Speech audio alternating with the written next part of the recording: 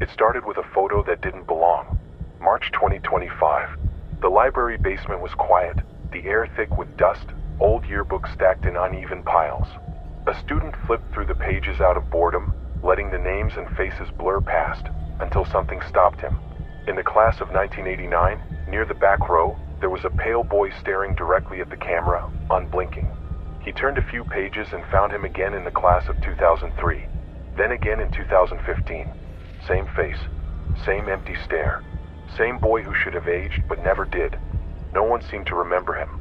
No teacher could recall his name, and when asked, the librarian only said he moved away years ago. But every yearbook held the same presence, sitting in silence behind the smiling rows of students, as if he had always been there. At first, students laughed about it. They started calling him the 67 kid. They circled his face in red ink and began playing a game with the books. If you counted the page numbers where he appeared, no matter how you added them together, the total always landed on 67.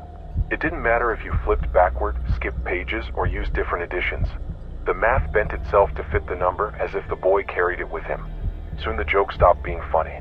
Students whispered that if you stared at his face too long, you could hear the faint sound of a camera shutter clicking in the empty halls at night.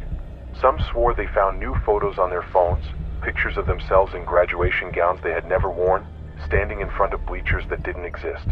In every one of them, just over their shoulder, the pale boy was watching. Then desks began to sit empty. Kids who had been there one day were gone the next, their names erased from attendance sheets. When parents demanded answers, the school insisted those students had already graduated. Yet their faces showed up in older yearbooks, classes from decades before they were even born. The archives were locked, but copies found their way back into circulation.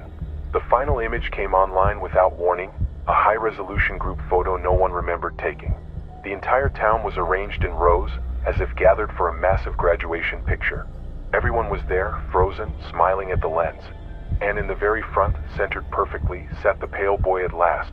His face unchanged, his eyes unblinking, his mouth curved into the faintest smile.